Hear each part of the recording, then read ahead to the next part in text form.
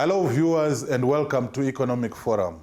This is a program that takes an in-depth look at different aspects of the Zimbabwean economy. My name is Foster and I am your host. Tonight we are looking at the city of Harare, and to help us unpack those issues we have invited His Worship, the Mayor of Harare, Councillor HERBERT GOBA. Your Worship, welcome to the program. Thank you for inviting me. What has been your major challenge, if any, since you came into office? Our major challenges are more to do with the late payment and sometimes the residents not being able to pay. That has impacted on our ability to deliver service on time and to the satisfaction of the same residents. But maybe it would be interesting to know how much the corporates and Harare residents owe the municipality of Harare. In totality, we are owed around 1 billion. It can be segmented to residents owing the majority, which is around 400 million, corporates owning around 300, government owing around 28 million. Do you have platforms or mechanisms in place to assist residents to pay off these bills given the challenging economic environment? Basically, we have within the city created opportunities for business to be set up so that employment can be created for our people. We have also, as a local authority, come up with numerous initiatives to accommodate the economic desires of our residents, coming up with baking clubs, sewing clubs, and creating home economic industries. We have also come up with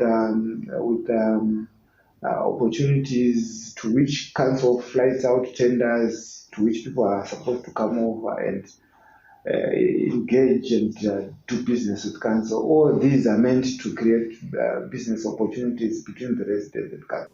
Yes, but going forward, if your residents are having problems or challenges with paying off these bills, or your businesses in the city of Harare are having challenges, are you having platforms to make it easy or simpler for them or less challenging to be able to pay off these bills without shutting down access to water? We have introduced different platforms to which people can then come to pay.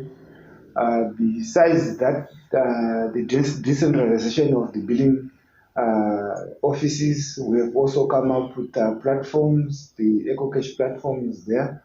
The payment of bills online has been introduced by our council. City parking as well is going to allow people who have been claimed in town to pay through provision of a payment platform. This is the capital city of Zimbabwe, and there are a lot of interest in that. And we would be interested to know what needs to be done to restore Harare back to its former glory of the Sunshine City. The first thing is to collectively work together. All stakeholders should be involved. The other thing is to make sure that all who are supposed to pay their bills are paid. As a council, we are also mandated to come up with a clearly defined vision, which then enables everyone to work as a collective together with us. And through that vision, we'll be able to identify areas to which we are supposed to work together, to which priorities are supposed to be areas to which we are supposed to prioritize are supposed to be identified. And that we have done, that's why we have the Vision 2025. Running a major city like Harare obviously requires a lot of expertise, and there have been concerns raised about the quality of councillors that are in the council. And we would be interested to know what your views are. These are people that are charting the direction for many people, and their level of expertise has always been an issue of interest to residents. What is the situation around skills, and also what your views are on that? I've always regarded that discussion as a discussion that does not make sense at all.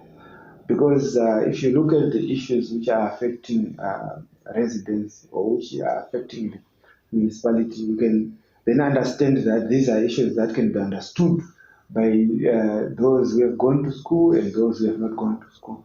In terms of the direction, I'm happy with what I have in terms of the depth of the councillors.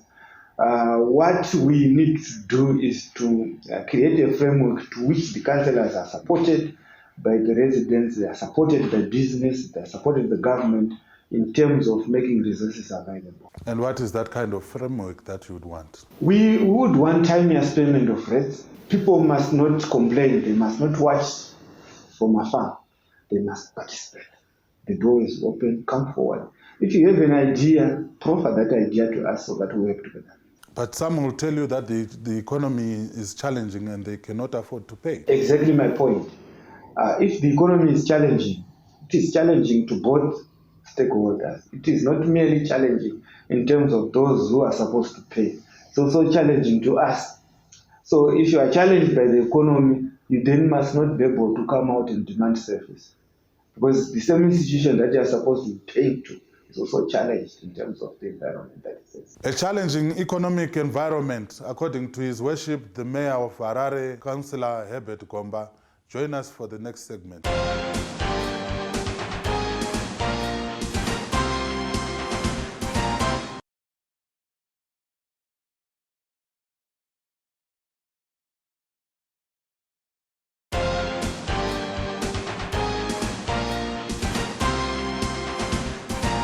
Welcome to the second segment of Economic Forum, where we are talking to the Mayor of Harare, His Worship, Councillor Herbert GOBA.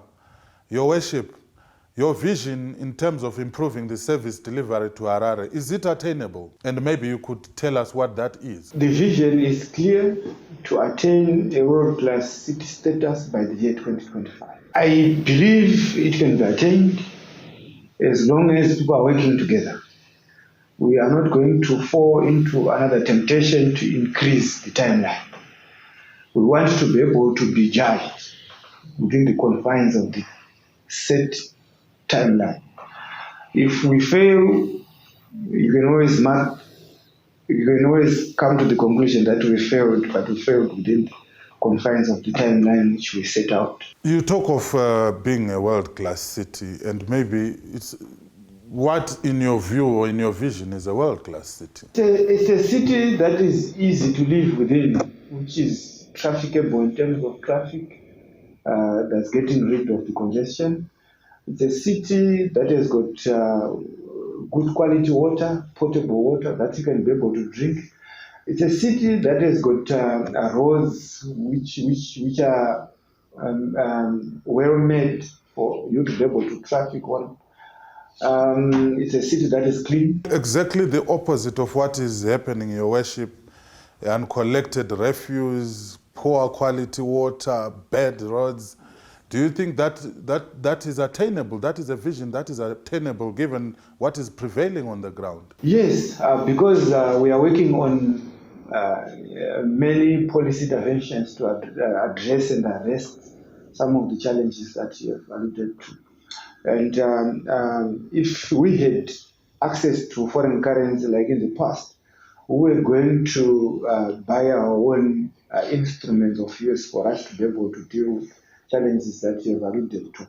But in our numerous interactions with the Reserve Bank, it's clear that we have to look for our own foreign currency. We have to look for our own US dollar. And that's what now we are working on. As an entity, we must be able to address the challenges and not mourn. And right now we have come up with policy interventions that are likely to intervene and address all of these challenges. And maybe viewers may want to know what success stories you have recorded, if any. We have recorded many. We have done some roads. If you look around, you can see that we have done Harare Drive. We have done the Granny Goose Highland Cycle. We have done so many roads, Lorraine Drive, West, and we have also identified some other roads that we intend to do within this year. We are going to procure a lot of equipment for the council. The whole idea being for us to be able then to address these challenges holistically. If we have road equipment, waste equipment, and we deal with the distribution network and the sewer network, then we'll be able to address some of the challenges. But we're always having this, Your Worship, the improvement of infrastructure, and the service delivery never seems to improve. How long is this going to happen? Because your residents are always reading and hearing about, we are going to do this to Morton Jeffrey, we are going to improve water, access to water in Mavuku, and these things never come to pass. You just have to understand that it's work in progress. Right now we have done Morton Jeffrey to a capacity of around 75%. And we are now looking at the distribution network, because provision of water is a cycle. It's not something that can be done merely because you have attended to the plant. You also need to attend to the plant, do the distribution network. We do have distribution centers as well. Then you can then be able to see the water from the tap. And the work that we are doing now is we are now looking at the distribution network in order to reduce the leakages and make sure that the pumping stations that we have can pump water to those areas. Unfortunately, this year we have received lesser rainfall than that which we were expecting to receive. But now we are working with the Zim Fund to make sure that the water and control treatment plant, the pumping station is refurbished in order for us to be able to pump water to Mavuku. With Harare's population increasing by the day, there appears to be no plans for alternative sources of water. What is your take on that? We don't have much role to be able to do that. We can only go to central government and ask them to expedite the construction of Musani and Kunj and Mudadem. Because and have you done that? I have done that on so many occasions. I've tried to push, and everyone in government knows that. But besides that, I think from our own part, we should be able to improve pumping to maximize it using the facilities that we have now. That's what we should be doing, besides going to government to ask for them to be able to expedite the construction of Kunj. We also must address our own internal challenges. There appears to be very little role that residents are playing in terms of improving or supporting quality service delivery. How can Harare residents participate in the improvement of their own city? We have encouraged residents to volunteer. Through a spirit of volunteerism, you'll be able to come forward and say, I am a painter, I can attend to this building. I am an engineer, I can be able to do this. I am an electrical engineer, I will be able to help you on that. That's what we have been encouraging. But on our part, as a city. And what has been the response? Yeah, so many have been coming forward. You see corporates coming forward to ask that we work together with them to spruce up the city, the image of the city. And more recently, we received a consignment of paint from a businessman. So we have created an environment to which corporates can come over, individuals can come over to work with the city. But besides that, going back to your question, I think it's important that residents do support the efforts of the council by making timeless payments whenever bills are delivered to them. Timeless payment of bills by residents and corporates, the word coming from the mayor there. Join us for the third and final segment of Economic Forum.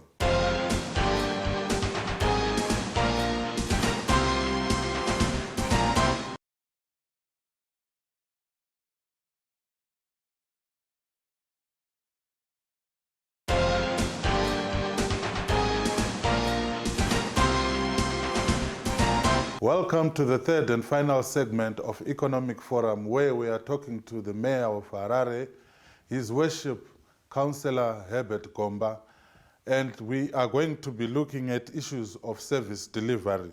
And one of the questions that have been asked, Your Worship, is how efficient is your team that you are working with People have spoken about the need for timetable for the availability of water, breakdowns, sewage base. What exactly is happening? There are two issues to address the question that you have asked. The first one is to make equipment available to the team.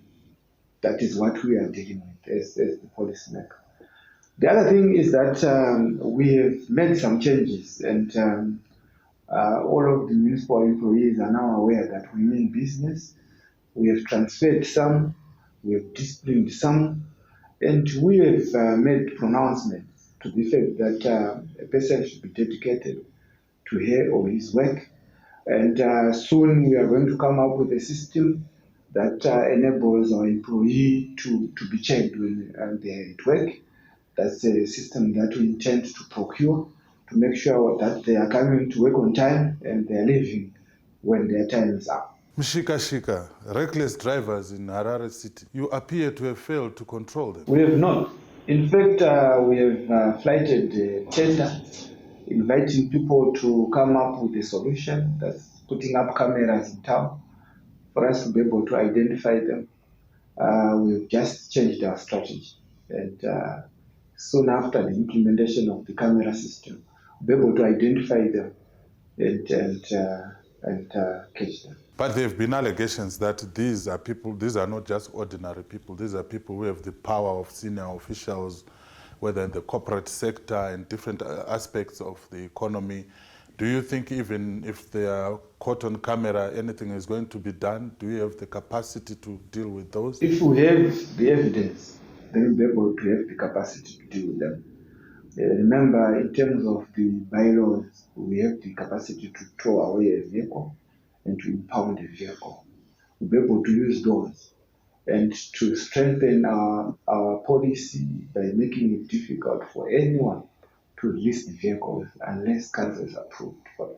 And other concerns that have been raised by residents is the direct pumping of raw effluent into the water supply dam. As you know, we inherited an infrastructure that is old, that is decaying. And most of the facilities that we are using were actually built in the early 1950s.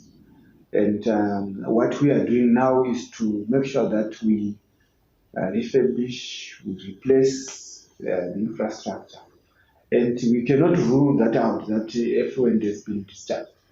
But it's important that people note our efforts, which we are undertaking in order to address that. To what extent can you assure Harare residents that raw effluent and industrial effluent are not being discharged into the water bodies that supply Harare? I can assure you that after the refurbishment of the distribution network, and after each and every resident owes up to the need to pay, then at the tail end of it all, we won't be discharged.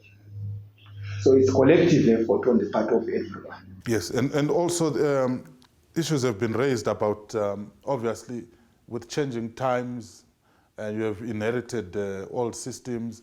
What new or innovative ways are you introducing or bringing into the running of a modern city such as Harare, which you want to be a world-class city? Yes, like I said before, we are revamping, we are refurbishing, we are putting in new infrastructure. We are also embracing technology.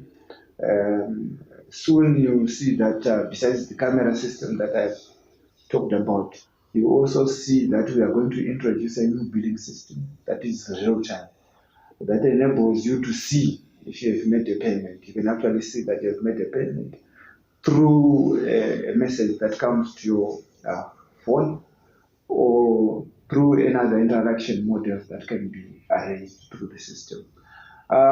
We also are working on so many of the infrastructure. So we have put across an investment that will address some concerns which are arising from the old infrastructure that we are facing. The first thing is that you are going to see a massive pavement removal and putting up of new pavers in town. We are also going to see the sprucing up of the CBD. So we are starting with the CBD and going outward. We are also going to see a lot in terms of painting of municipal buildings. We are also going to see a lot in terms of introduction of platforms. We want you to be able to go and enroll your kid at a municipal school using your phone. We are going to introduce a platform that you can do that in the comfort of your bed. And a pregnant woman who are going to municipal clinics for them to be able to be attended to, they are also going to use a platform. We want to get rid of the old ways where you'll be congregating at a school or at a cancer clinic for you to be able to get service. These are innovations that we're coming with. We also want to introduce a municipal money transfer platform for the benefit of those who are in the diaspora and those who are here. We also intend to introduce some new ways of doing business, making it easy for you to apply to get a permit to change, to apply for a change of use. These are some of the things that we are bringing. And this year we have decided that it's a year to prepare. And next year people will start to see what we have been doing behind the curtain. Yes, and you introduced the aspect of ease of doing business, which has been spoken about by the president. But we want to look at issues to do with decongestion, for example.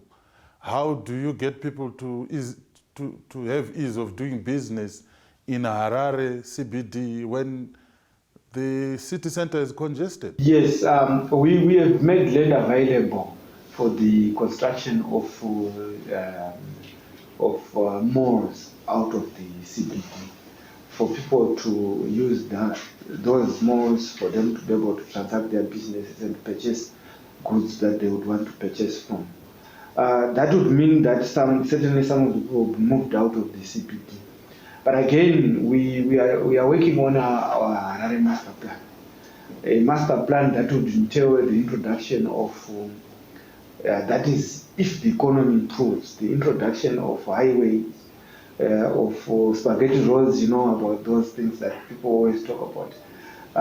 We have received offers from numerous businesses, Chinese, Western inclined business people who are willing to invest and construct roads that can be able to decongest the city.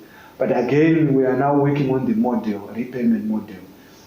That has become problematic. We want to be able to identify a source to which we can then take money and repay those. But we also are working on mass bus transit system that will be able to decongest the city and compete with the combis. Because sometimes there is unnecessary congestion of the city through human behavior. Those are issues that we are dealing with, and soon we'll make an announcement to that. And to attend to human development such as recreation, for example, facilities that have been there in the past and have certainly collapsed. Any efforts or attempts to revive those? Yes, what we have done is that we have introduced through our budget system, we've introduced a fee that is going to be used to refurbish the current centers that we have and put up new centers. The problems were more to do with access to funding by the social services division. And we have identified it as a key division that provides social services to our people. And through that, we have isolated some revenue streams that will be used to finance that and expand the availability of social services to our people. And maybe while you are still on that, any parting shots for Harare residents? Yeah, I think the vision is there. What we need to work together for is to make sure that we address the challenges of Harare through collective efforts. The challenges are more to do with less funding and access to foreign currency and lack of total commitment by certainly some of the employees, which we are now trying to address. But beyond that, we are simply saying Let's identify priority projects that we can work on and timeline the period that we are supposed to be working on them and deliver service to our people. We have not been receiving foreign currency from the Reserve Bank. The Reserve Bank has actually been giving foreign currency to some of our suppliers. So we have engaged the Minister of Finance and we have also engaged Parliament with the view of allowing municipalities to be able to buy whatever they use in local authorities directly from the suppliers outside Zimbabwe. Let's deal with the procurement regulations and make sure that we are given power to procure direct so that we save revenue, we don't deal with middlemen. The other thing that we want is timeous payment of bills. It's key. It's key in the provision of services in the sense that it avails the much needed resource, which resource will then be used and service delivery will then be availed. Timeous service delivery, timeous payment of bills, those are the parting words from the Mayor of Harare, His Worship, Councillor Herbert Gomba. Thank you, viewers, for watching Economic Forum. For any more information regarding this program, please get in touch on details appearing on the screen.